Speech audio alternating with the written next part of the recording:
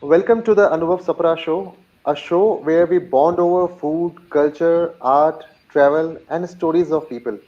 Today we have Usha Datta ji, who is an architect, cricket buff, music lover, and a vegetarian foodie, and also runs a website, foodkarma.in. Welcome, Usha ji. Thank you. Thank you for having me on your show, Anubhav. I'm a big fan of Delhi food walks, so I'm glad I'm being associated now with this talk show. Thank you. My handle is travelkarmas.com because foodkarma.in has been put on uh, hold for a while now. I had no access of it for a while because of some login issue, and therefore it's been on the back. So where are you right now? Are you in Chennai or Hyderabad? I'm in Hyderabad. I was born in Chennai. That's it. I hardly lived in Chennai. If we ask me, I mean, I was born there. I grew up for a few years before I started my schooling and college in Kerala and Karnataka.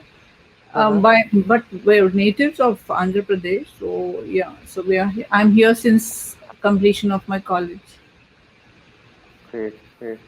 So before I move on to my first question, like you are a travel blogger, also a full-time architect, and how does travel and blogging started? In fact, I read somewhere that you have traveled to 23 countries, and in fact, majority of the states in India. So, can you tell us more about this whole journey?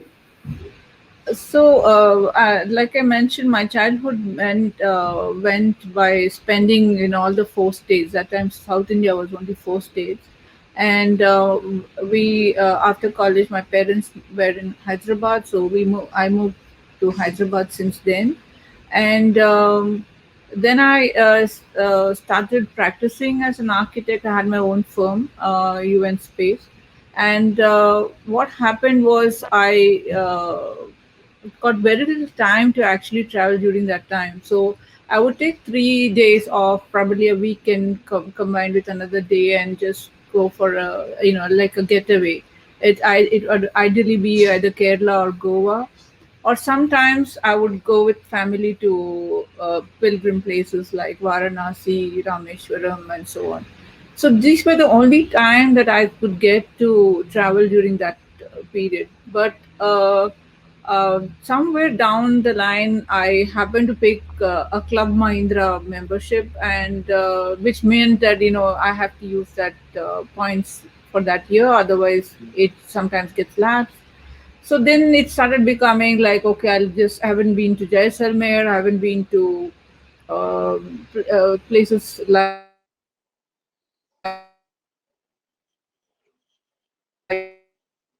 Gir in Gujarat, Oh, sorry, there is some network issue. There is some network issue. all this happened. What I would do is I would to the with me. Yeah, now it's okay. Now it's okay. We can. Yeah. So if you can just maybe restart from 2 seconds back, that you had Club Mahindra membership after that. So let's say I had to visit Jaisalmer, which is a border town and an extremely other end of the country. I happened to see that I could cover Gujarat and and then move on to Jaisalmer. So I made this trip from Mumbai, Surat, Ahmedabad, and Mount Abu, Barmer, and then Jaisalmer. I had no time, and therefore it would be about 3 days or maybe 5 days max. I would be visiting either Goa or Kerala for as a getaway, and sometimes with family I would visit Rameshwaram, Varanasi, and so on.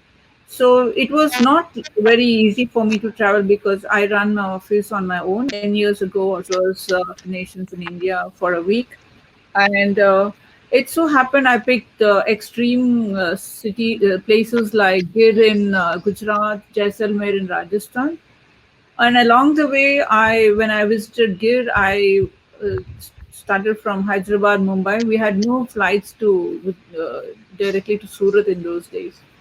So from Mumbai to Surat, Surat to Vadodara, Ahmedabad, um, Jamnagar, Bhavnagar, and then Gir. So it was not Jamnagar, Bhavnagar and Gir, and from Gir to Somnath, Dwarka, and from Dwarka I came back to uh, Rajkot and Ahmedabad, and from Ahmedabad I went to Mount Abu and Barmer and Jaisalmer. So this trip happened sometime about 5 years ago. It started with Surat, but I stayed for about 2 3 weeks in Gujarat and did this trip. Partly because one of a group tour was going to Kutch around that time, so I kind of wound it around this, and that's when I realized how little I've seen of India. And this bug bit me around 2015 end. I normally travel year end. I kind of accumulate all my uh, so-called leaves, everything around year end. I love the winter across the country, especially in the north, because we don't have much of a winter in the south. So, and that's when I said, "Oh, I've seen so little of India." And from 2015, I could say that I slowly started making more time for travel and taking up less projects in architecture. And I managed to, by the next 2 years, I even started not taking up projects where I needed supervision. I only was doing consultancy and making more time for my travel. And that's how the transition happened. I had spent decades of work in architecture, and I also needed that me time where I could spend on travel. And that's a passion which I found. I had it since childhood. It was not like I never had this bug before, because I have been traveling since my childhood. My dad would take us on summer vacations and during Christmas vacation, and in between during Dasara time also. So somehow that kind of planning was always there, and I moved on from there. When I got an opportunity, I used that skill to make my planning.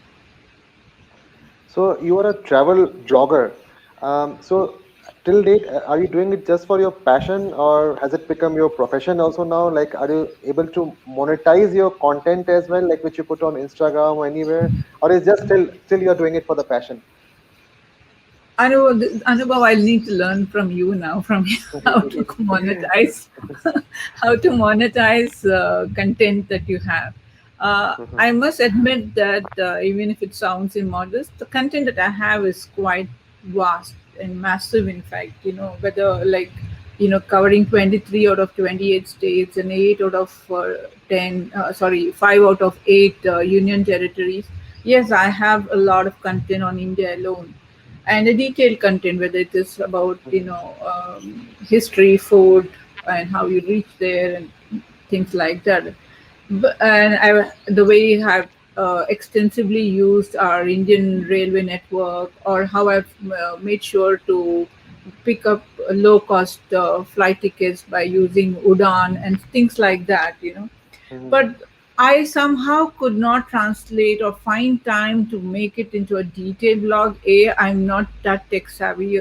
You can see how I found it so hard to even blog in today. And this kind of put me in a back step, where I don't have uh, the team to help me put this organized together, or I'm right now I'm doing it all by myself. So whatever I learn on the go, so it's been very slow.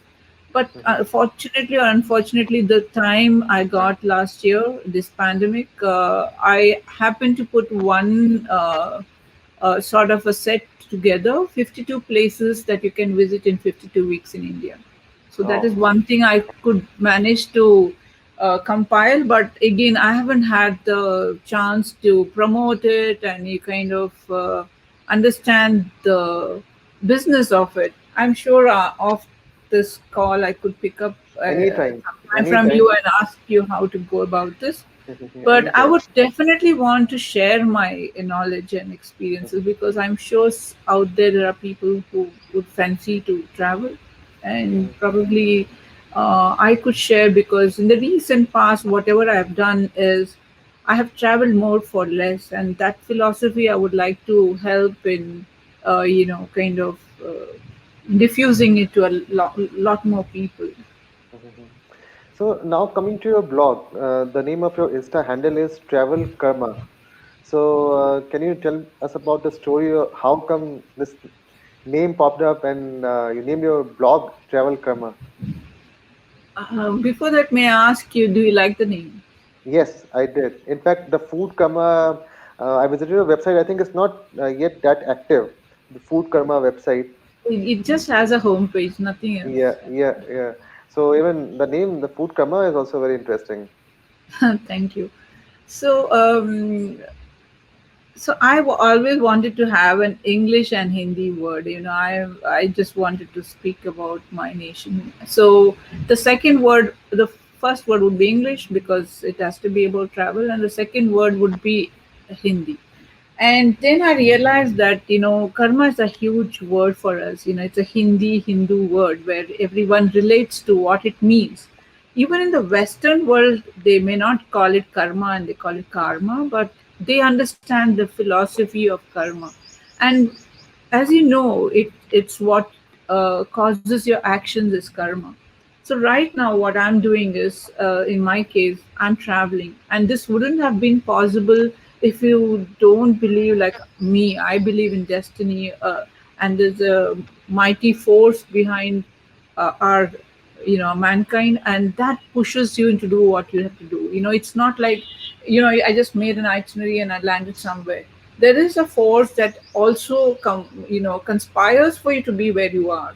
So Mhm, I have seen this in my experience, and I found the word karma the right thing to say, because that's the action that I do. I travel, but the word karmas came because the word karma was taken by somebody else. So, and anyway, mhm, it's plural. Like it means that I know so multiple many actions.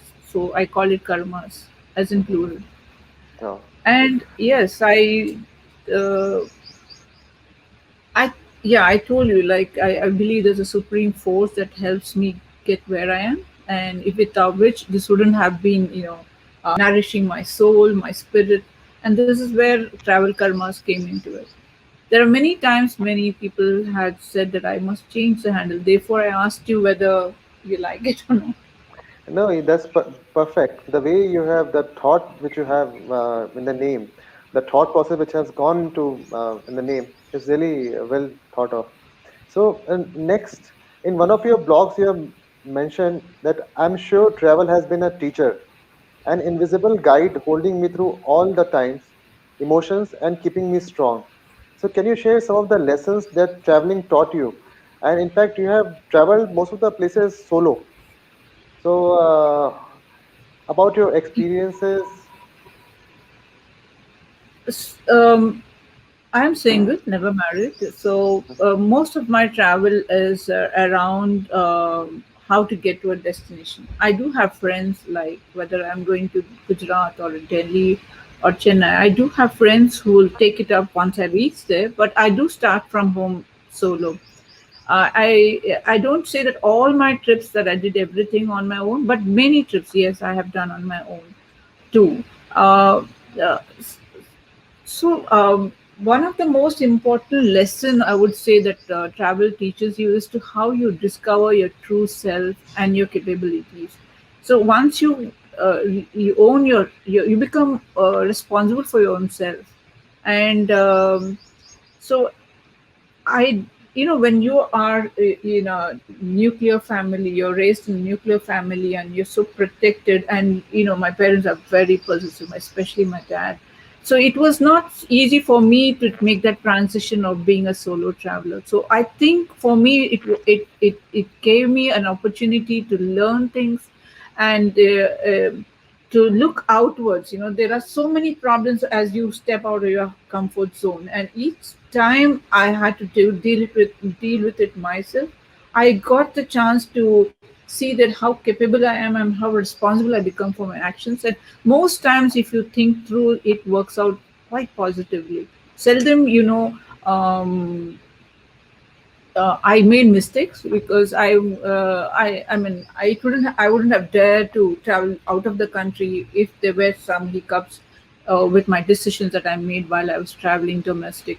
So in the situations that I found myself, I could see that I have I may try and control, but the situations change you in the way that you are evolving as a human being. You are evolving as a uh, I mean, you're breaking that kind of myth that people say women in India are not safe. You ask me, I'll tell you. I've been traveling for over a decade solo, and I can tell you, since you all know that I've traveled from Kashmir to Kanyakumari, or not Kanyakumari, Rameshwaram, I can tell you that. I mean, I've met so many people, and every 300 kilometers, you meet different kinds of regions and places. And at every place, it's not like people are warm, but definitely not as intimidating or as cruel as it's kind of social media spreads out to be. It isn't like that. At every step, at every place, you there is humanity and humane touch everywhere that I encountered. So I wouldn't say that India is not a safe place, and just because there are a few hiccups that happen, but if you don't throw caution to the wind and you're careful and you don't break rules and you kind of follow what has to be done, and keeping consciously in mind that this place has this tradition, so you can't be doing things which is what you're doing in Goa and Rajasthan or Gujarat or vice versa. You can't be doing things like that. So you have to be a very conscious traveler, and once you do that, you're sorted. Everything is so beautiful and lovely, and most people let you be. Like I have traveled from Indian Railways to RT buses, the state transport buses, ST buses. And I mean, if there is a situation that somebody sees that I am struggling to lift my luggage, there's somebody to help you out. It's not like they're doing it always for some money. There's a culture here that to help Mhm. women. So I think this kind of touches have helped me a lot, because I do not demand that because I'm a woman that you should help me. I do not do that. I try and pack in such that I can manage it on my own so far. But otherwise, I don't want people to come and I just demand that, oh, I'm a lady, you have to take care of me. No, I try to work on a dictum that men or women are equal. Mhm. And if you want to be kind and want to be helpful, I would accept it grace, because I think sometimes you can't reject somebody who's showing some concern or showing some warmth or wants to help you. You can't reject that either. So you have to balance that in whichever way you can, by noticing that every step you're conscious about the other person. It's not about you. You are in an environment which is also about so many other kinds of people, and they would be staring at you for reasons best known to them. You can't assume that they're staring because they were looking at wrong places. No, you have to understand that you have to go through what they are going through. Only then you understand. This is how you kind of uh, evolve and you actually enjoy your travel, as long as you're conscious about everything around you. Mhm. It's not just Wow. about people, but the perceptions also. Mhm. This is where everything goes wrong. You're perceiving things in a negative way, then everything goes negative. But if somebody is trying to be may say it in a stern tone, we assume that he's being loud, or he's screaming at you or shouting at you. But then he must be having a bad day, so you can't be saying, you can't retort. I know when you're traveling in a bus, the guy is in a hurry for you to, kind of jump into the bus like all men are doing. We may not be able to keep up with the pace, but you have to understand that he has his duty to do and not retort. You just say, "Give me a second. I'm sorry." Be apologetic about delaying his trip. Things like that. And that helps. That goes. Small things have helped in understanding how to travel. These are things that I picked up globally, actually speaking. I mean, in India, you can be very ruffian like, and get away, but it doesn't help in other places where they have a system in place. That's really motivational, and I'm sure it will be like motivation for the listeners as well who are planning to travel, especially the female travelers and solo travelers. Also, the way you have said that travel is a means to self-discovery, that's rightly said. And moving on to my next question, how do you plan your travels? So, so every time I go out, I actually come back stronger and happier and confident because I could do these things and learn a lot from each travel. So there have been learning lessons, to be honest, Mhm. about travel. And how do I plan my travel? Is that your question? Yes, yes, yes. Like I said, like if I was going to a place like, for example, whether it is domestic or international, I try to cover a few more places than the destination for which I need to go. For example, went to visit the second largest fort in the world, which is Kumbulgar Fort. So many people don't know about this place called Kumbulgar in Rajasthan, very close to Udaipur. Udaipur is famous for its event palaces and stuff like that. But there's a nice place called Kumbulgar. I'm sure you heard of it. Yeah, yeah. And the fort is so the broad and longest after the Great Wall of China. So to reach Kumbhalgarh, again, this is thanks to Club Mahindra, which has got a property, a fancy property at Kumbhalgarh. This has happened.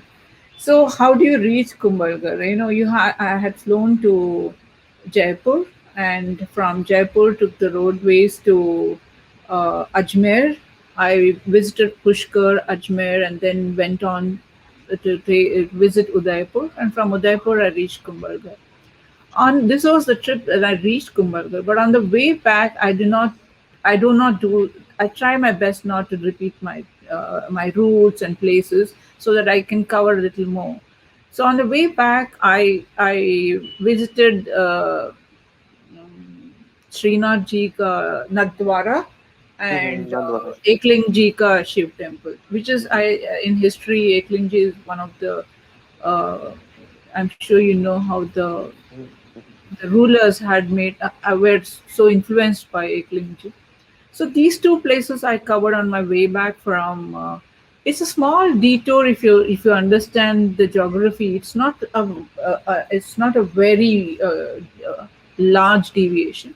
It's a small detour. You come back from Kumbhalgarh via Eklingji, Nathdwara, Eklingji, and then Udaipur, and still have time to spend in. And when I have a rest of the time, because I had an overnight train to take me to Jaipur, I still finished this by lunch or post lunch. And then I reached Udaipur. I even had time to explore a bit of the city food. That's the time, if I have extra time, I'm very curious to visit the old city again.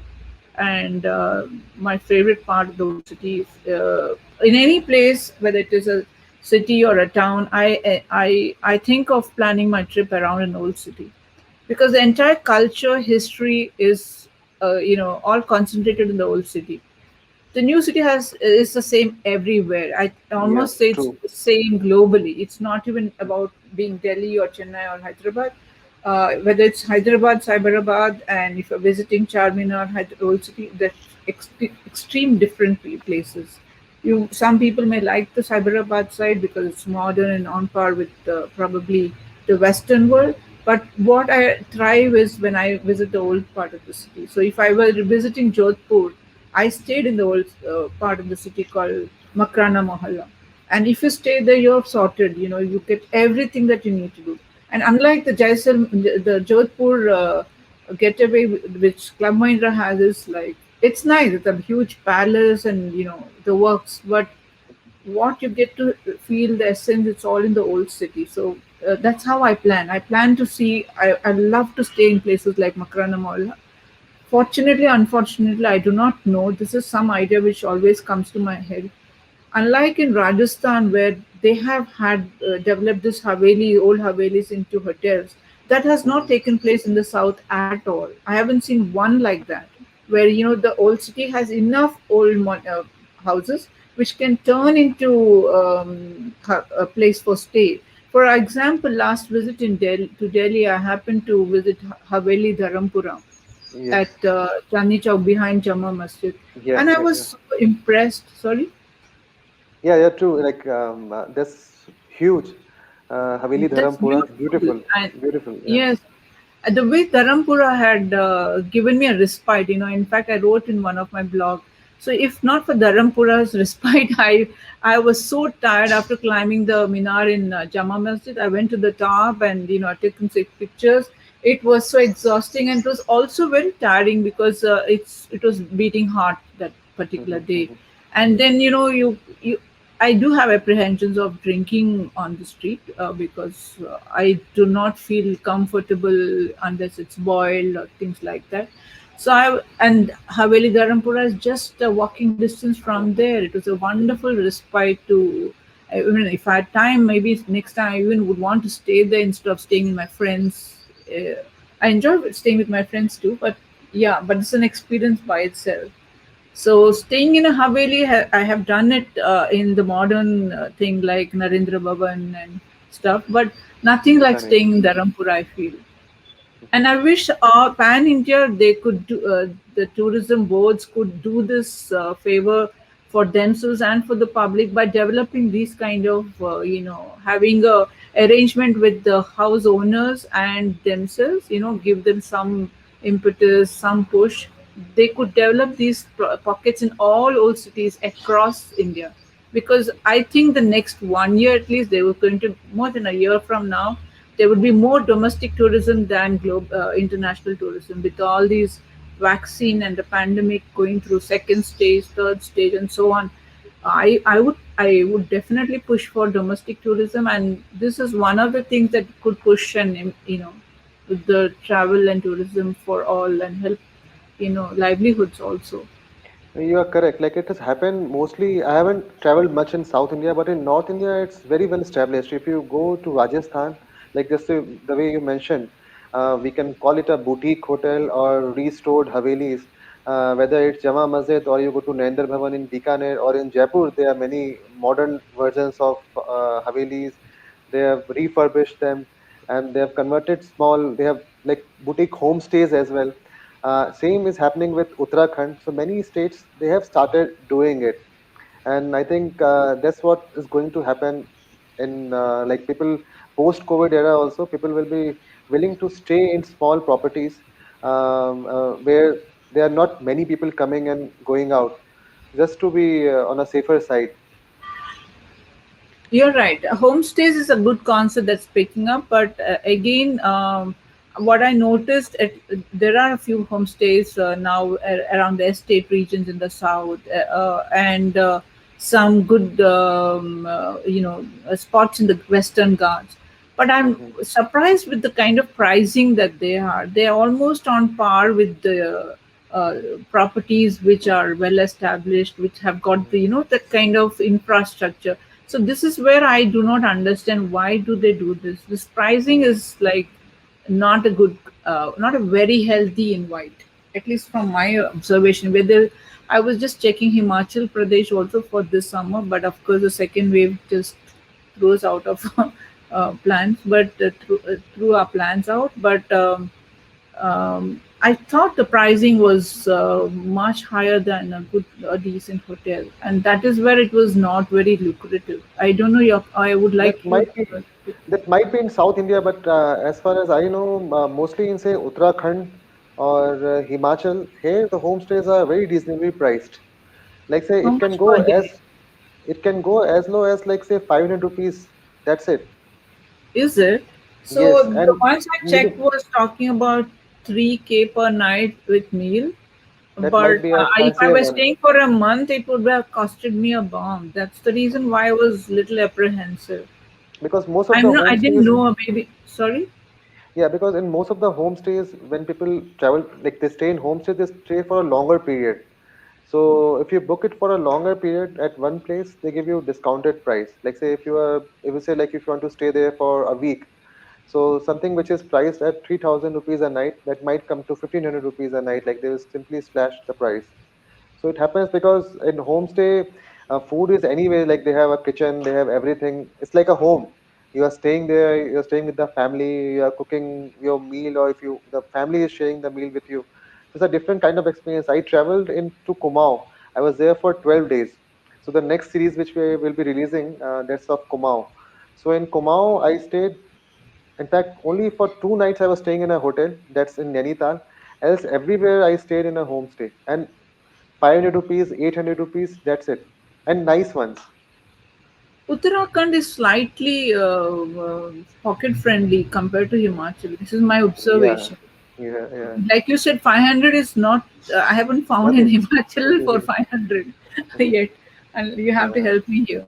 sure, sure. So, So next, you have traveled extensively. As you mentioned that you have been to majority of the states and many other countries as well.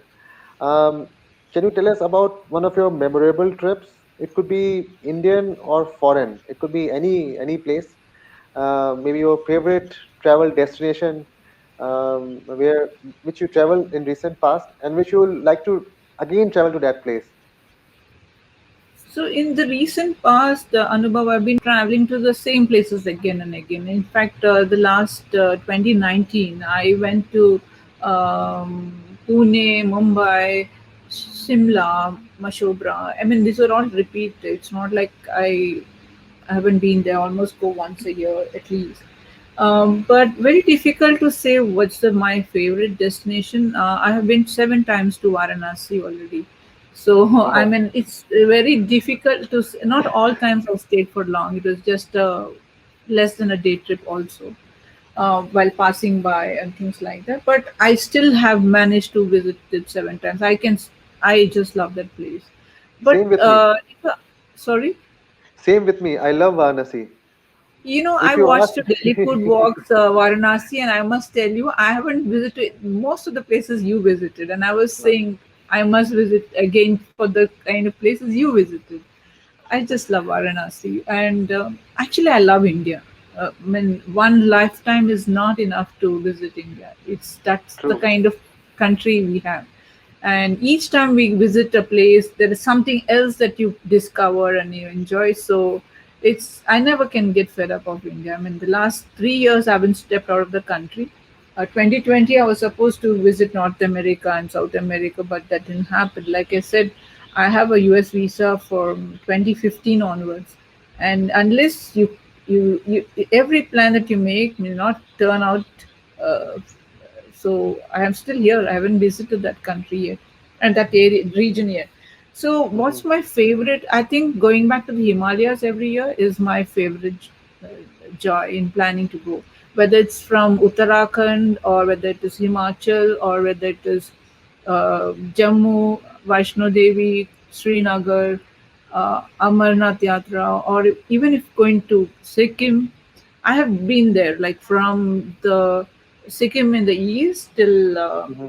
Jammu, Srinagar in the west. So I love the range of Himalayas. I can go anywhere into any place which is near close to the Himalayas. That's my favorite spot. I would favorite place, yes, Varanasi, but then I like Delhi too. I like Mumbai. I love my Hmm. city, Hyderabad. It's so much fun to go to Chennai. I love Bangalore pubs. I mean, it's difficult for me to say which place I like. But yes, I have a few places in my bucket list, and striking them off gives me joy. So when you ask me this question, as a child, I always wanted to visit London. You call it uh, colonial hangover, British hangover. I don't know, but it's you learn this rhyme, London Bridge is falling down, and you literally Hmm. stand there and see it falling down, and you actually shoot a video that it opens and closes. So Yeah, yes, it was a beautiful moment. And the second thing is I love music a lot. I think my best companion has been music.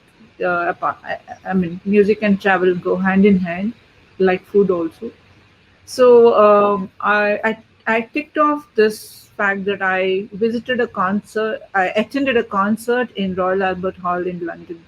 So it Hmm. was an ultimate moment for me, and I think that's my favorite, all-time favorite, because the Royal Albert Hall is a beautiful structure architecturally. This acoustic system is beautiful, and for an Indian to watch an Indian concert in that place, I think it was a wonderful moment. I still feel very grateful, and I owe it to my family, my parents, for making it possible.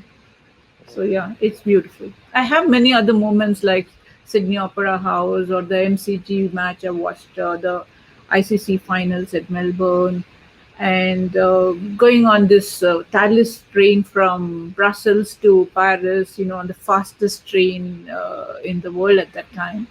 I think now they're this technology beating one another, but yet um, the Kalka Shimla, that Toy toy train. train. Oh my God, I love it. Wow. I have been to this Mettupalayam Ooty Wala also, but I like the Kalka Shimla a little more. It's so beautiful. So small things make me happy, and I love train journeys a lot. Mhm. And yes, उड़ान की वजह से I have been small towns and airports. I find it very cute and interesting that there's an airport in Bikaner, there's an airport now in Jodhpur, there's an airport in Nasik. I flew to Kolhapur and even to a place called Nanded. I don't know if you know this place. It's on the Yeah, yeah, Maharashtra Nanded, and they have a wonderful gurdwara there. yeah. It was in And news. sorry. It was in news recently. Nanded. I don't know whether Oh, you know about.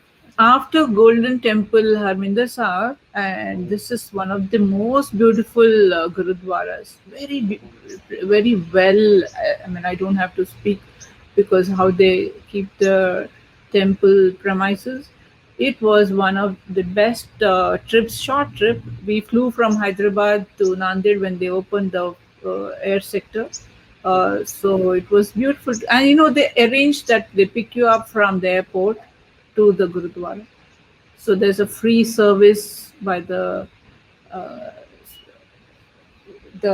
Gurudwara people, and you mhm. get to see it. So that was one of there are places like this. So I wish through this that people understand that if you can use your Udan network, you get to see a lot of small places. Even if you don't have too much time, you can fly because these days the airline network is wonderful. So Of what, when course, you Indian say Rail Udan network, what's that? Uday Desh Am Nagrik. Okay. So So it's a scheme which was started by Prime Minister Narendra Modi, and mhm, where he connected all those airports. So this is not something like they started new airports. Most of them are the airports established by the British. They were mhm, mostly used for military purposes. mhm, So, but then how much of it can be put to use? They are small, short runaways. So they use the ATR and Bombardier small aircrafts which carry about 42 people or 72 people. But you would be surprised that there will be even those run to full capacity. It's not like mhm, there's a 30% occupancy or things like that. mhm, mhm, Okay, this the recent time after the pandemic, things may have fluctuated because of the nervousness, but otherwise they're going full. India is shining truly, if you mhm, ask mhm, me. mhm. India Of shining. course, our railway network is wonderful. You can travel anywhere for so little money. I mean, Mhm, I had traveled from Hyderabad to Orcha in Madhya Pradesh. mhm. So I How many hours? reached um, less than 24 hours. So Uh-huh. I started at 5 p.m. at Kachigoda in Hyderabad. I reached Jhansi at 12 in the noon next day. And Jhansi or Orcha would be 25 kilometer here. Mhm, So mhm, it was so easy for me to cover Jhansi and Orcha, and then I took a break journey, and then moved from Jhansi to Dehradun because I was staying at a place called Kanatal after the Nalti, Masuri. I mean, if you are I live in familiar. Dehradun. Oh, you're okay. So Kanatal. I Yeah, I just know Dhanolti, Masuri, Dhanolti, Kanatal, all the Kanatal, places. Chamba, Chamba, yeah. and what's the other one? What's the dam? Tiri Dam. Theri Dam. Huh? So yeah, so going to Kanatal, this was my route. I broke my journey. My Mhm, friend was in Jhansi, so we toured Orcha and Jhansi, and then I took another train which takes me to Dehradun. mhm, It goes via Nizamuddin, but it doesn't matter because you're not breaking your journey. You're landing. Next day morning, you're in Dehradun. It was freezing Mm-hmm. cold because it was December. Yeah, yeah, And, yeah, yeah, usually in Dehradun, oh, I love that yeah. clock tower. I don't have images. I Kantagar. lost those images. Yeah, I have a fancy to clock tower. So every city where there's a clock tower, I make it a point to go there, take some yeah. pictures. But Dehradun wala, I don't know how I missed them. I haven't found it in my storage. So next time when you are in Dehradun, I'll take you on a food tour, street food tour of Dehradun. Oh, I'm looking forward to it. Yeah. So you have quite a varied interests from music, cricket, traveling, religion, architecture, lot of things. So I must give this credit to my parents, my dad especially. He introduced us to music and books very early in life. So my music interest would vary from Carnatic classical music, Indian classical music to, we had those music today albums in our house with the morning ragas, evening ragas from across Hindustani music, and also to classical Western music like Richard Clayderman and stuff like that. So there was always music in the house. So Hmm. the music thing wouldn't have happened without my dad, I would say. And yes, being single, it was my there was music always around me. I Hmm. I always surround myself with music. It gives me a good feel. It peps me up, and it does work on me. So the other thing that whenever there's a concert in our city, whether it's, I remember when many years ago, at least 18 years or maybe more than 15, 18 years, Lata Mangeshkar ji had performed in our city, and I was so fortunate to, attend that. I've attended A.R. Rahman and most of others who come. Even late Jagjit Singh ji, he came twice. He Oh. came quite a few times, but when I was in town, I visited twice. And there was Gulzar ji's, reciting poetry. My Urdu and Hindi is weak and poor, typical South Indian, or just me, I don't know. I Hmm. apologize. But so you can imagine, I am not too sure whether you visited Chaumala Palace when you were here, but Hmm. the backdrop was Chaumala Palace, history, and then you have Gulzarji reciting poetry and Jagjit Singh singing. You just Wow. can imagine that ultimate thing. It was a privilege to be in the audience, and it's so Hmm. sad that he's no more, but Yeah. his music still is popular and is still there for us. Hmm. So this is something that if I get an opportunity, I don't. What should I say?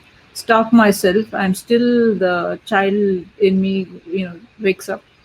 So the last concert was in DY Patil Stadium in Mumbai, Navi Mumbai, when U2 performed the Joshua Tree, the last performance of Joshua Tree as a group in Mumbai. So again, attended that. Then I have friends who work in this beverage industry. They get passes because they're main sponsors for music concerts. So that's Hmm. one reason I get to the privilege of attending the front seat Hmm. concerts. So even Dire Straits in Bangalore, I went to Bangalore. She arranged those passes, the front seat passes, and yeah, so that has happened even in Hyderabad too. I have friends who work in the Times of India, and normally every year Times of India has this music festival. They Yeah. don't have it these days, but they bring in Shreya Ghoshal, they bring in quite a good number of bands to our city, and that's a real good respite, and it's beautiful because we have different locations in Hyderabad, which is may not be so popular for the regular tourists, but we Hmm. have something called rock sites. Okay, rock heights is the place where you're surrounded with rocks, and then they kind of made a small space for the stage, and then you can sit anywhere near the rocks. You can sit formally in a chair too, and you listen to music. So you can imagine the kind of setup we have in Hyderabad. This is something very not so popular, but if somebody comes to Hyderabad from Delhi, I make it a point to take them on this rock tour, which is something very unique and special about my city. You may see many good cities, but then the kind of rockscape we have, which is something very unique. And I'm sure you would have seen the terrain goes up and down, but Yeah, most yeah. of it is removed now, unfortunately. But there are still few pockets. Next Yeah. time if I'm in Hyderabad, I'm coming with you. Sure, sure, Anubhav. I do. I'm sure you know Alka Kaushik from Hyderabad. Yeah, yeah, yeah. I do. She's a good friend of mine. You ask her how Uh, her trip with me in Hyderabad. She's come two, uh, three times. We are good friends. she's also a great storyteller. Oh my God! I wish I had even 10% of her narration. She's so good, Yeah, and her I Hindi is love. like beautiful. It's बहुत ही music. अच्छा, बहुत ही अच्छा. Yeah, Yeah, yeah. she's a good friend. We have good fun when we visit each other. Uh, Yeah. great. So, Please visit Hyderabad as soon as you can. done. Once this COVID situation gets a bit better, if we, when the travel resume, I am planning to do Kerala this year. I have to do Kerala from south to north. I did once in 2017, but I just want this time I want to do it properly. Travel all the coastal areas. So let's see how it goes, and then Hyderabad as well. Yes, yes. So And I hope we whatever can. I can, I will try to suggest in Kerala because it's another place I go every year to. Like Uh, Himalayas, I try to visit Kerala during monsoon. That's my mhm, favorite thing. But you may not get a lot of work done. Like you can't do a walk tour so comfortably. You can still mhm. do, but only thing you'll have to wear a raincoat and things like that. But Kerala is a beautiful state, one of the Yeah. most beautiful states, truly God's own country. Yeah, I And visited, in fact, in during monsoons time itself. is It it? was of, yeah, 2017 monsoons, but we couldn't do much recording because of the rains. So Huh. maybe in the winters time I'll plan November, December. So if you like their culture, I would Mm, suggest you go around August because that's when the rain stops. I mean, this little rain, not every day rain 24/7, but they have something called the boat race. I'll mhm, share these links with you. And they happen to have boat race during August. Okay, mhm, August, September, one of those mhm, 2 months. August, they have Nehru Trophy. And September, they also have something like IPL called Champions Boat League. It's a new thing mhm, that they introduced, I think, in 2018. I was there for the 2019 thing, and I understand that once in your life you have to see this snake boat race. It's mhm, amazing. It's very unique to in the world. It's very unique. So mhm, they have a snake boat which is has 100 boatsmen in it. Okay, and they have a race on those backwaters. You can imagine the backdrop: coconut palm trees, the backwater waters, mhm, colorful sides of these 100 people in different snake boats actually rowing to win. It's amazing. The true village culture comes to life, and mhm, amazing. So I would recommend that if you're planning, plan around that time so you can cover one event that, and also your mhm. food. And the backwater food is so beautiful. You must have seen sadhya Yeah, and all. yeah, yeah, yeah. Yeah. So August is a Sorry good for time. sorry. August is a good time to visit Kerala. August, September, because August August, they still September. will have rains. Mhm, September would be, you would see the rain, but not on all days and all time of the day. It mhm. rains once in a week. Uh, Great, great. I'll plan accordingly. So now I have one more question before we move on to the last segment of our conversation. You mentioned that you have special interest in Hindu temples, and then you have shared many stories about the temples and all. Tell us what intrigues you much about them, apart from their structure, about from the granular structure. So every temple in India, there are some centuries old. Mhm, So, for example, the Chola temple, the mhm, Brihadishwara temple in Tanjavur is 1,000 years old, as old as the Tower of London. But globally, everybody knows about the Tower of London, and they have so many visitors there. What about the Brihadishwara temple? Now, mhm, that's digressing, but you understand that in 1,000 years back, how did they build this such a huge temple? It's not easy to get the stone mounted on such a top of the tower, perfectly made. So that means each ruler had added to its, they contributed to its development as a whole. what we see today, or what is left of what we see today, in spite of the destruction by invaders and things like that. So you get to, when you go there, you're actually you're peeling off each layer and learning what happened, you know, in mhm, 21st century, what happened in 20th century, what happened in 6th century, 7th century. So you're actually learning the process, and during the process there are stories that are told. What happened yes, during this particular ruler, what happened with the next ruler, what happened with the invasion, what happened with the confluence of invasion, and therefore the influence on the structure and how it modified into something else. It's a story by itself, and that's what intrigues me. A, like you said, the architecture details, the structural details, and the reason why they wanted to build those monuments. You know, they're all epic monuments. It's not easy. It's so challenging to build them. But the focus that every ruler had, one after the other, was quite similar. If you notice, the Garbhagriha would be still the same. The things go around it becomes, you know, they're developed. And and when you see, when today each temple has got some acres of land, you know, with large plots of land they hold, which means it, what would it meant in those years. So you unravel the mystery, the stories behind it. It's not just, you know, go take some pictures, selfie, groupie, and come back. mhm, No, it doesn't work that way with me, at least. I take a lot of time exploring one place at a time. And this is why it's not easy to travel in a group, because if somebody is exhausted and you don't feel comfortable because you would withdraw from spending too much time. So this yeah, is time where, you know, unless you have similar minded people, it's hard to travel with mhm, in a group.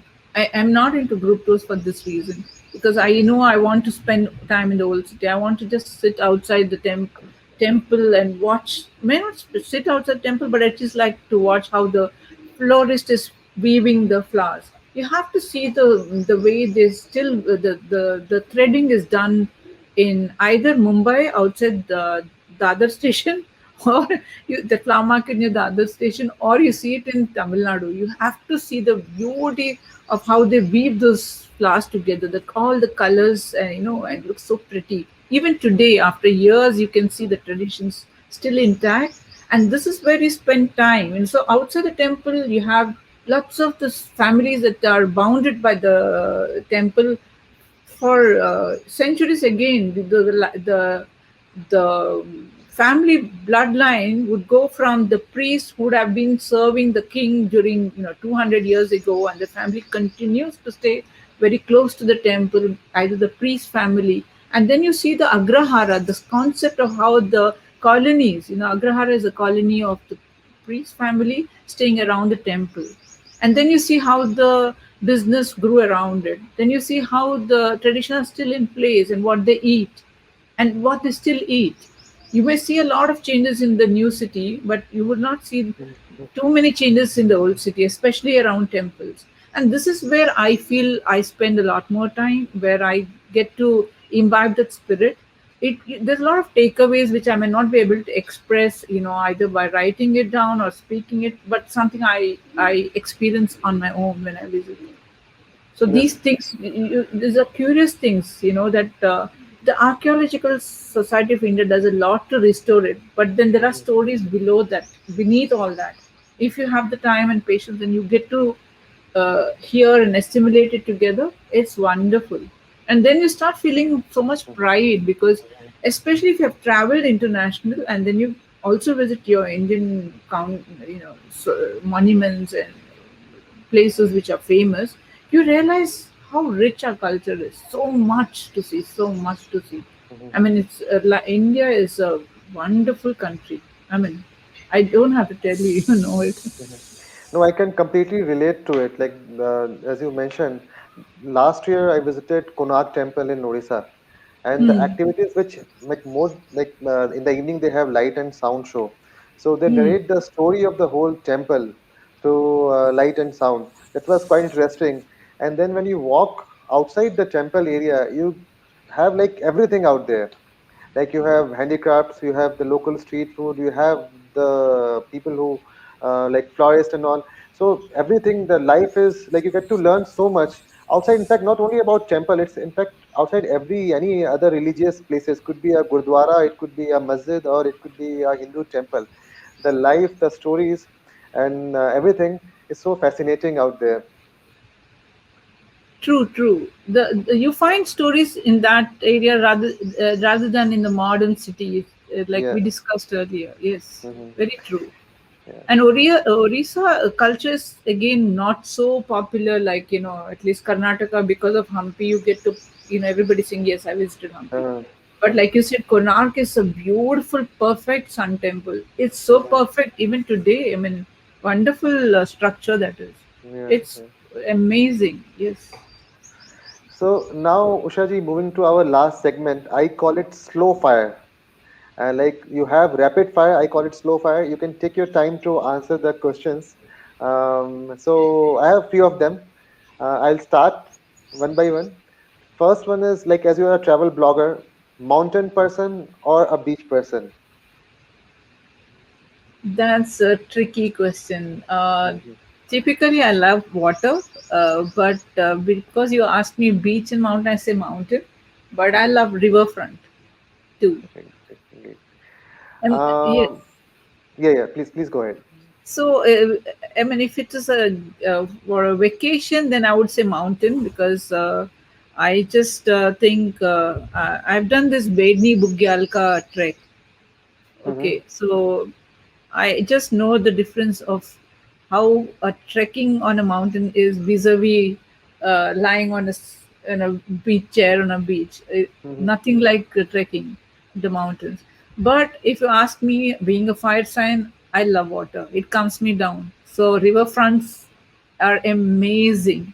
I'm so glad to see the waterfront development now happening across India. This Mm-hmm. is something I've seen it in Paris and elsewhere, in Melbourne, but I have now seen in India at Sabarmati in Ahmedabad. Then I've seen it in Rishikesh with the waterfront development. They're so beautiful projects, and I am hoping that these projects, kind of make people understand live on on the waterfront is something else. It Mm-hmm. cannot be cannot be expressed, but it's much more than a beach. I know a beach is also nice. I'm not denying Mm-hmm. it, but the life on a daily basis, I think it's a riverfront which I enjoy more. Yeah.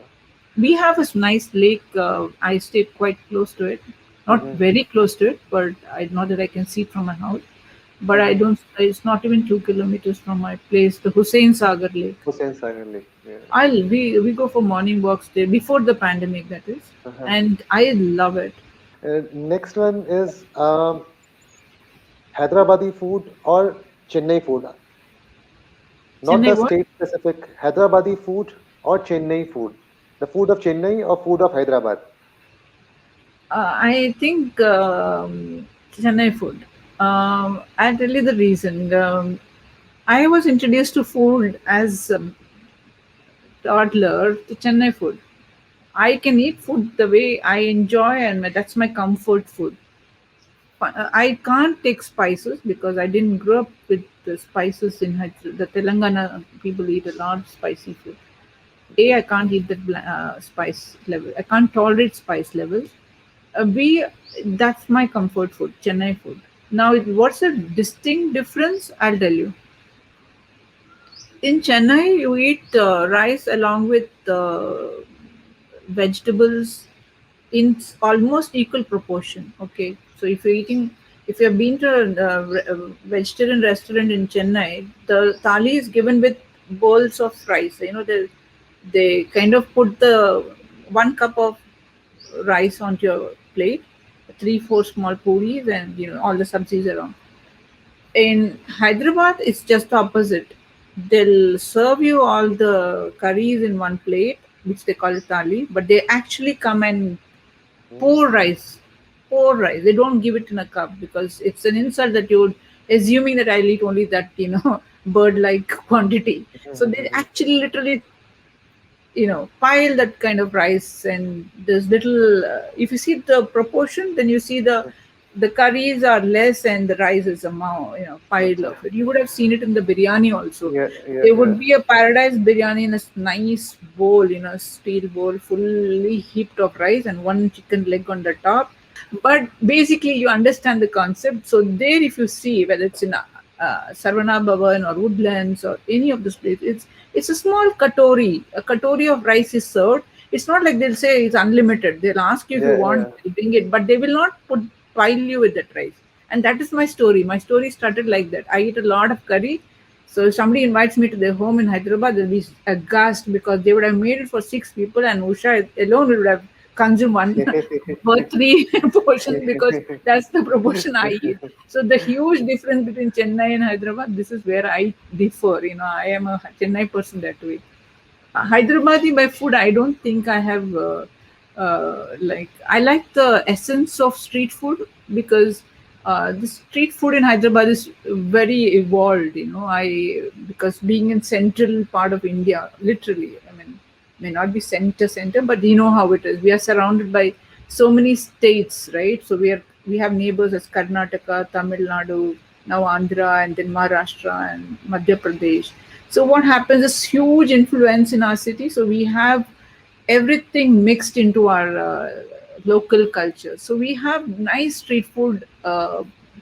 May not have taken their what should I say, locations mapped on a Google Maps or something. I do not know about that. But if you ask a local person, then we have at every locality in every neighborhood, you have your tiffin wala. The tiffin wala we call tiffin is the dosa bandi, idli bandi, puri bandi, and this bhaji bandi. So evenings it's punagulu bhajis, and mornings it idli dosa, pesaratu. So these are like every neighborhood will have their favorite places. These are not talked about in in the great what should I say, popular terms. So you may not find it on a Zomato or one of these fancy apps, but you ask a neighborhood person, they will have their own colony wala puri. They'll tell you, come to our colony, we'll take you to this dosa guy, super. And everybody has their thing. This is why I digressed from the point, but basically Chennai food. I Yeah. hope I'm not killed for it, but I can't help it. Great, great. So now third one is slow fire, which I call it. It's more focused on food. So the third question is one Hyderabadi dish that comes to your mind when we say Hyderabadi food, and same for Chennai food. I'm not going to speak about biryani because again, in my opinion, there's so much more food than Hyderabad biryani in Hyderabad, to be honest. So if you ask an average Hyderabadi what they eat in a week, it'll be only once a week they would be eating biryani. Okay, and an average maybe a little more with the youngsters, Gen Z, I don't know. But if you ask me, Gen X, Y, and all, it is about once a week they'll bring meat and make a biryani or things like that. But rest of the days, whether it's a non-vegetarian family or a vegetarian, they eat typical dishes. I'm not. I must speak, universally about this because there is something consistent with across communities that they buy vegetables, they make wonderful curries out of it, which are very healthy. Okay, and it's a very Telugu thing, where you make chutneys out of vegetables. It's not like you buy only a mango pickle or a ginger make pickles. We make something called chutneys. Now, whether you call it chutneys, we call it pachadi. It's a local thing. It's called pachadi. So you buy a snake gourd and make a chutney out of it. It's like a dish. You buy a ridge code, you do that. You do it with across vegetables. It's a very tangy taste to which adds flavors, which again is not very well popularized in apart from biryani. But you go to any home in Telangana, this is a daily thing. The way they use vegetables without using oil, like deep frying it and things like that, which is a very essential thing that I wish to talk about. Two things that I always think which is so good about the Telugu food is the way we use our vegetables, the way we use it in a healthy way. We don't. There are a couple of dishes which are deep pan fried, not deep fried. We don't pan deep fry at all. And the way we use lentils, so that is a protein quotient to our diet. There's always carbs with rice because but then the protein quotient is so wonderful. The multi-nutritional, the multivitamins that you get from all the nutritious vegetables that they make a dal into, a combination of dal, combination of a chutney. This is something very, very unique of a Telugu food. Whether it's Telangana or Andhra Pradesh, it's almost the same. Only the spice quotient varies, but otherwise it's the same.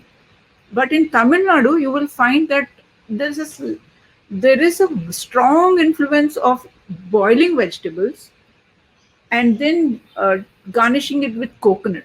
Unlike in Andhra or in Telangana, the Telugu people, they're not fond of coconut at all. When everybody says, I don't like coconut, they don't like it floating even in any particular dish. That is something you will really find it strange. But and for me, it's like I can, I can eat coconut in any which form, and I love it. But this is where it varies. So the Chennai food has its own goodness about it. For example, they eat pongal. So pongal has got Mhm. dal and rice together, which is like a khichdi in the north. So there's always a protein carb ratio. But in Telugu, it may not. Pongal is not a it's an influence that has come here, so they don't make it very often in Telugu homes. Yes, but they do have their own versions of it. So they'll add dal to the leaves. So spinach and dal is made one curry. I don't know if you know, there's this very, very unique of Telugu people. It's a gongura. So gongura is a tangy rosella leaf, which again is added, dal is added to it. So they make so every day there's a dal in the menu. So there is protein in a different format. It's a very, very enriching vegetarian menu, which is across communities in Hyderabad. If you go to a typical house in Hyderabad, you'll find this on their table rather than that biryani, which is so popular about. Mhm. Biryani is seldom eaten even once a week by average Hyderabad household. But I wouldn't want to speak for the ones who literally enjoy street food daily on. I can't comment about that. Probably they share, I don't know, because it's not easy to finish off one heap of biryani. Yeah. Huh. And the last question, your comfort food, Sorry. your favorite dish, your comfort food, like which you love eating. Maybe you can eat it any day of the week. You can eat like every day of the week. I'm a very rasam, sambar, rice, papad, curd rice person. I daily, twice a day, 365 days I can have it, and no fuss. A typical rasam, sambar, rasam Mhm. slash sambar or both Mhm. with papad. I need my papad along with my rice. I mean, I just need that crunch. Yeah, I'm sorted. I simple. Yeah. Favorite food for lunch. For breakfast, uh, idli is. Mhm. I like idli over dosa. And bread toast. I can have it every In day. North India, we see like South Indian breakfast as a very healthier option. Say idli or dosa or upma. It's very popular, in fact, all over India, not only in North India. In fact, all over India, it is considered to be very, very healthy, especially South Indian breakfast. If you go to any North Indian breakfast place as well, you will see. In fact, I was in Jharkhand recently, and you go any district, you see they have dosas, idlis in the morning as a breakfast. So, any comments on that? Like, how come it became so popular, like South Indian breakfast? So, see, if you notice that idli and dosa, the batter is basically a fermented batter. Okay, so you kind of soak rice and urad dal, grind it after a few hours of soaking it, then you grind it, keep it for fermenting in the night, and morning you use it for idli or dosa. That's the method of an idli dosa batter. So what happens during the process? It ferments, and which is probiotic, which is healthy. Mhm. Again, see, you're genetically, when you're eating rice over generations, that's comfort food, right? Because that's the rice. Rice is grown across South India. I mean, that's the Mhm. main crop basically in most states. So what happens is you steam it. You're again steaming it. Again, it's a healthy Mhm. thing. So starting off a morning with a healthy probiotic steamed food, it to be honest, it's not heavy. If you eat three idlis or four idlis Mhm. within 2 hours, you're actually hungry. But then the idea is to eat little at Mhm. frequent intervals rather than stuff yourself. So then the sambar comes into the picture because there is dal and there is protein, and then Mhm. as accompaniment it fills you up. Okay, Mhm. so basically, when you start off your day with your upma or your dosa, upma is slightly on the richer side. I mean, it's not Mhm. perfectly healthy because to get that consistency, they all have this habit of adding ghee. Okay, so I don't know if you've seen that kind of upma, but they actually add a lot of ghee to it to get that I love that ghee. yeah, but that's sinful, right? At least I Yeah. too love ghee, but I kind of make sacrifices so that we have a history of cholesterol and BP in my family, so kind of keep it controlled. So there is a sacrifice now, but yes, upma has this ghee, so I don't think it's completely a very bad option, but not greatest option, unlike the idli, in my opinion. Dosa also is fine because you hardly have one drop of oil to toss it. Not like the bandi wala, he's going to add an Mhm. amul slice and then Oat brick. pour so much of Oat it. brick. And Yeah. once in a way it's okay because you're actually pampering yourself with the best. All the craving for butter, ghee, and all the flavors in your mouth. It's once in a way, but every day we can't eat that. It's not Yeah. possible. True. In fact, you eat even half a dosa when you eat out with your friends. You just take one quarter portion and finish it. But at home, I eat 3 to 4 dosas. We have this. I mean, I love it crisp, so we call it paper dosa. Yeah. Yeah. In all hotels, they call it paper dosa, but we make the Mhm. thin version. If you want, you can make the thicker version called uttapam with onions and garnish it with something. But basically, these are steam cooked. You don't see much of oil. While the North Indians, while if I see go to the north, especially in Gujarat or in Varanasi, they'll start the day with puri and chole and jalebi Mhm. in the plate. And the other option is to have kachoris. Now, my goodness, I can't start my day with a deep fried kachori or a deep. Puri is also okay because I go in winter, and so your body is ready to take in some oily, steamed, hot, Uh-huh. oily food. In winter, your body is ready for things because it's burning so much to keep yourself warm. So then it's okay. But if you're going off not in winter and you're going on other days, the other three seasons, then you're in trouble to start your day with deep fried kachori with masala and that oil. Oh my goodness, like I'm like nervous. I take a bite and I say no, no oil because I won't spend my day without having to rush to the Mhm. loo or have a stomach upset. It doesn't go very in a healthy manner. And funnily, I've seen so many idli dosas, bandis in Varanasi more than I can see in my own street. I see that even in Gujarat, they have a Sankalp restaurants across Gujarat. Wonderful. I think they have South Indian chefs, I think, because the taste is super good. I only am endorsing all the Gujarat Sankalp restaurants. I have served very good quality food, as good as my Minerva in my city or the Taj Mahal in my city. So the North also has adapted this idli dosa cravings. I've noticed that the Sagar Ratna in even in Sagarata and a Sarvana place Bhavan. Sagar Ratna I saw in Katra, Vaishno Devi. Katra, Mhm. there is a Sagar Ratna there. Sarvana Bhavan is not anymore so popular in the south, but the Uh-huh. Delhi Connaught Place I one is love still Sarvana. the best. Sorry? Yeah, yeah. For me, it's like Sarvana my Bhavan favorite is. place to go in Delhi. Oh, you must have the adai. I don't know if you know. This Uh-huh. is a typical Tamil Nadu dosa. Please have this Uh-huh. adai. It's a multi-lentil dosa put together, and they serve it with chutney, sambar, and curry. It's a very Mhm. healthy filling dish, which is My again not so go-to popular as dosa. my go-to dish in Sarvana Bhavan is just ghee paper dosa. That's it. Okay, I just go there yeah. and consistently I've been eating that only. In So earlier, I felt I've started, yeah, I've started missing South Indian food. In fact, I have to check if the restaurants are open in nearby and order some South Indian food today. good, good, good. Yeah, go for it. You must try. I mean, everybody, those who like another thing which I wanted to cover because it is something close to my heart. Uh, you know, Hyderabad runs on two major things. One is a chai biscuit. Okay, most people can even thrive on it through the day with a chai biscuit. And the second thing is the mess.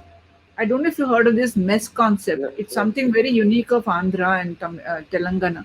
I've not seen it in maybe it's there across South India also, but every locality will have some mess. Mess, matlab, वहाँ पे you can get your home cooked kind of meals, but in an elaborate manner. So there is this famous Kakatiya Deluxe mess, the Subbaya Garu mess. So and there is a local neighborhood mini messes. So in this mess, what you get is all what I discussed at home cooked meal. Sambar, rasam, curry, dal, and then curd because we eat rice with curd here, and then pickles and a lot of unlimited rice. So you get from something like 50 rupees a meal to 250 rupees a meal, which meant Subbai Garu mess, which serves about 40 or even more dishes per, I mean, items in in that meal. So this Hmm. is where these are the two things that actually feed Hyderabad. So this is something I wouldn't say Chennai is fed like that. Chennai is fed Hmm. with that pongal, idli, vada, sambar, and that, like I said, that katori wala meal, woodlands Hmm. wala meal. This is my Hmm. concept of understanding meal. But here it is like unlimited from 50 rupees to 250. You have your belly full meals coming up. So this is what feeds Hyderabad. If somebody asks me what feeds Hyderabad, it's not the biryani, the mess and the chai biscuit. Lots of people want to not eat the meal because they feel lethargic, sleepy, because after a full meal, so they just have a umpteen number of cups of chai, and they just love to have it with biscuit. And the biscuit here is so soft and nice. It goes very well with the tea. I mean, if you have, I'm sure you've heard of the Osmania biscuit and Yeah, yeah, how yeah, I did, popular I it did. is. I Yeah. sometimes Well, wonder, is there any article where they say how many Osmania biscuits are consumed in a day in Hyderabad? That would be some number, I tell you. next Is time I'm that a coming count? to Hyderabad, I'm going to do a mess trail to cover the names which you just mentioned. Because last Yes. time when I All came you during have the to do is Ramzan. work up an appetite. Sorry? Yeah, yeah, yeah. The last time when I visited Hyderabad, it was during the Ramzan time. So I walked Ah, around the Charminar area, then I covered biryani, halim, and then I came back. But I was just there for 3 days, 2, 3 days in fact, not more. So okay. next time I'm coming, I'm going to do a mess trail and then chai biscuit trail of Hyderabad. I would like that to be covered because you understand, I'm sure you would tell me from your experience.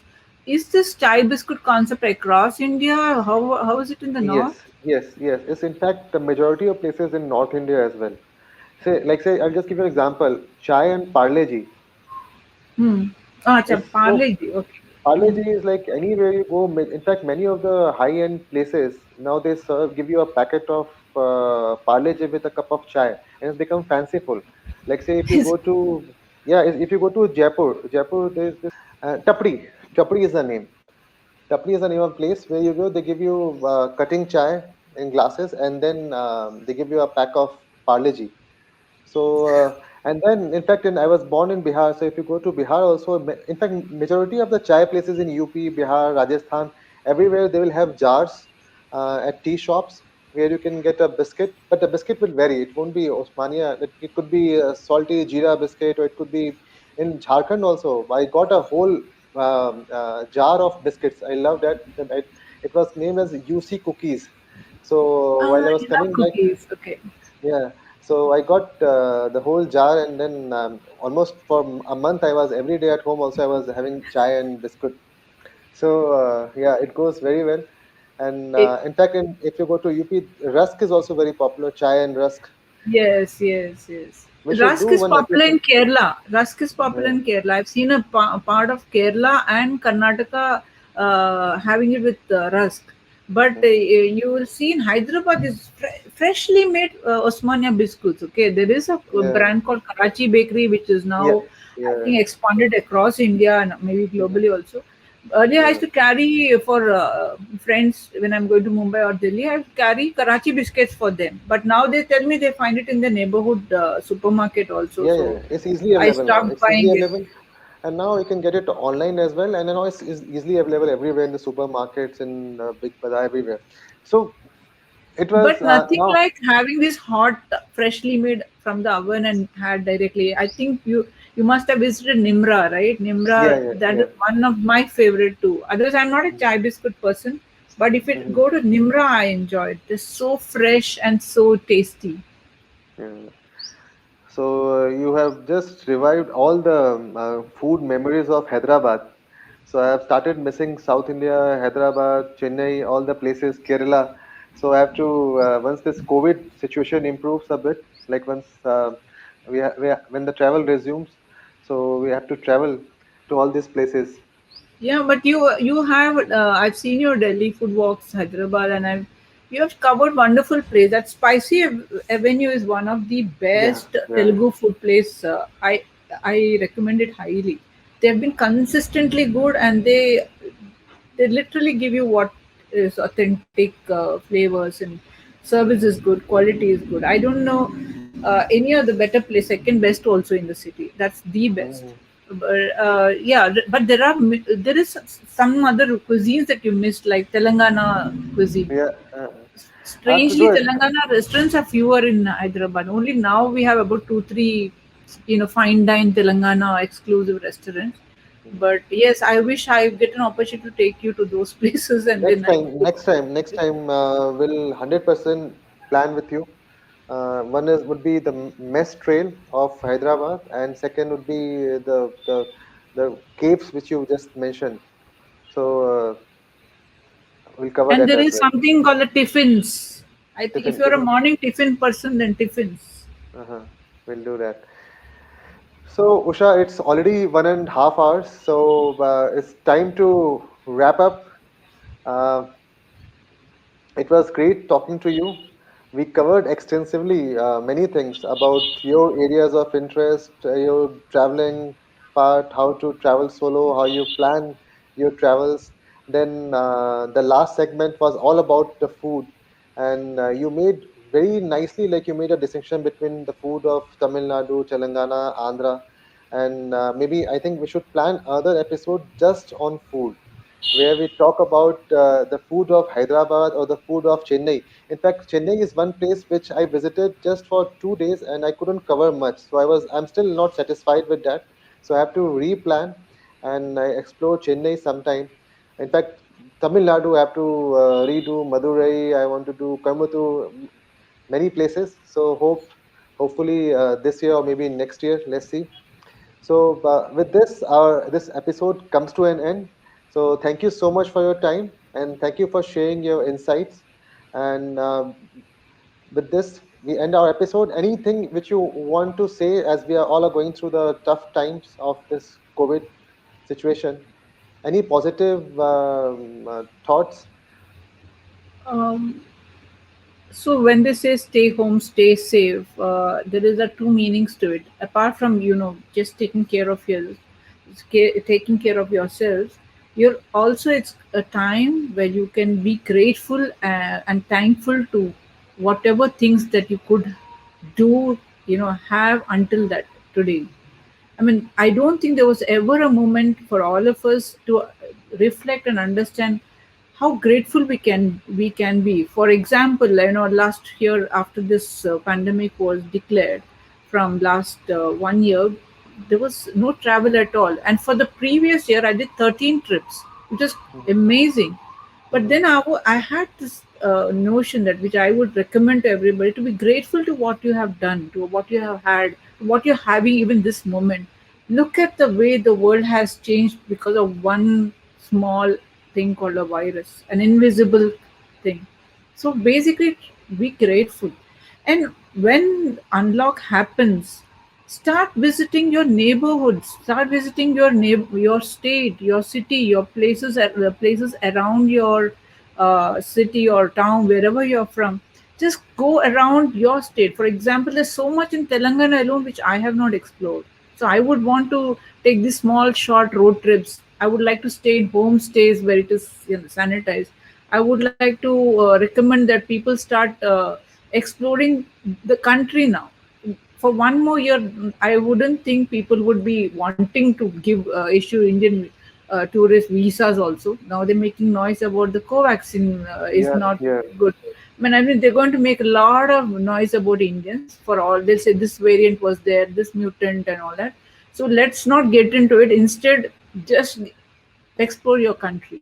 There's so much, and then you realize that one lifetime is not enough. So please look into the country. And the second thing is that I would say help revive our own people who have been suffering in, whether it is hospitality, whether it is in the retail, or with any sector where, by trying to, if you stay in an Indian hotel, you revive your own country's economy. So in your own way, you should be able to contribute to the ecosystem that our country is going to is suffering, and is going to take a lot of time uh, for them to bounce back because they had a lull during this period. So if we can contribute in our own modest way by traveling local, eating local, I think a small, everybody's small contribution will help in a long way, in a larger way. So this is what I would suggest. And all is not lost. It's not like only if you go to Europe or to Australia or to Thailand, that's when you feel you have traveled. No, everything that you see, you get to see them in different variants in India itself. Whether you want a beach, you get to see a mountain, you get to see rivers, you get to see anything that you want. This country has. So start looking at your own country with uh, new eyes, and probably